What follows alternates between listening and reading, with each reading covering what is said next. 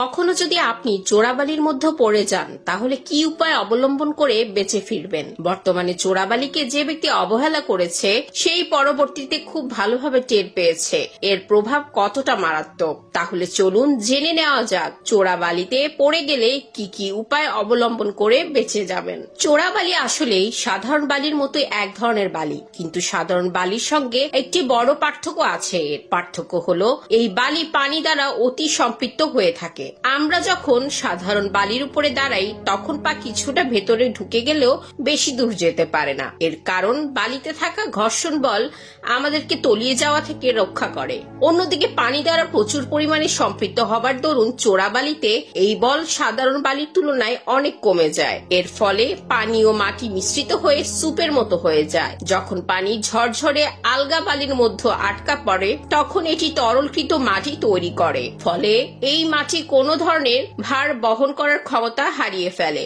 আর এইরকম প্রাকৃতিক কারণেই মূলত তৈরি হয় চোরাবালি নামক ফাঁদের। চলচ্চিত্রে দেখা চোরাবালির দৃশ্যকে সম্পূর্ণ সত্যি মনে করে আপনি হয়তো ধরেই নিয়েছেন যে এর থেকে পরিত্রাণের সহজ কোনো উপায় নেই। চলচ্চিত্রে দেখা চোরাবালির দৃশ্যকে সম্পূর্ণ সত্যি মনে করে আপনি হয়তো ধরেই নিয়েছেন যে এর থেকে পরিত্রাণের সহজ কোনো উপায় নেই। আবার কেউ হয়তো এর থেকেও ভয়াবহ কিছু ভাবছেন, কল্পনা করছেন মৃত্যু। কিন্তু বাস্তবে এমনটা হওয়ার সুযোগ অনেক কম যদি আপনি নিজে শান্ত থাকেন। চোরাবালিতে পানি বালির যে স্যুপ তৈরি হয় তা অনেক সময় প্রাথমিকভাবে দেখে বোঝা খুব কঠিন। চোরাবালিতে পানি নিচের দিকে চুয়ানোর কারণে এর উপরের অংশ কখনো কখনো সাধারণ বালির মতোই দেখায়, আবার মাঝে মাঝে সাধারণ কাদা বলেও মনে হতে পারে। অর্থাৎ অনেক ক্ষেত্রেই এমন হয় যে সেটার উপর পা রাখার আগে পর্যন্ত কেউ বুঝতে পারবে না সে চোরাবালিতে পা দিতে যাচ্ছে। আপনি যদি ঘটনাক্রমে চোরাবালিতে পড়েও যান তাহলে আপনার প্রথম কাজটি হবে আতঙ্কিত না হওয়া। আগেই বলেছি চোরাবালি কয়েক ফুটের বেশি গভীর হয় না, তাই চোরাবালিতে পড়ে গেলে অধিকাংশ ক্ষেত্রে আপনার জুতা জোড়া হারানোর সম্ভাবনাটাই প্রকট। চোরাবালির ফাঁদে পড়লে যে কয়েকটি ব্যাপার মনে রাখবেন। আপনি মারা যাচ্ছেন না এটা নিশ্চিত।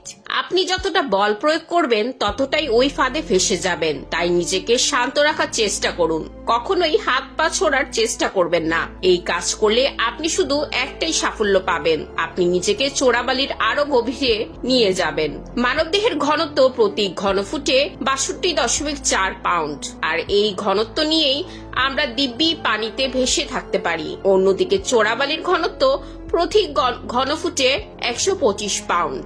অন্যদিকে চোরাবালির ঘনত্ব প্রতি ঘনফুটে ১২৫ পাউন্ড। তার মানে বুঝতেই পারছেন পানির চেয়েও অনেক সহজে ভেসে থাকা যাবে চোরাবালিতে। চোরাবালি প্রায় ১ মিনিট সময় নেয় তরলিত হওয়ার জন্য। আপনি সচেতন থাকলেই নিজের পাকে ওই সময়ের মধ্যে বের করে নিয়ে আসতে পারবেন। আর আপনি যদি চোরাবালিতে পুরো দেহ সমেত পড়েই যান তাহলে আরো কিছু কাঠখড় পোহাতেই হবে। চোরাবালি যে একদম অহিংস এমন বলা যাবে না, আবার অত্যন্ত বিপজ্জনক এ কথাও বলা যাবে না।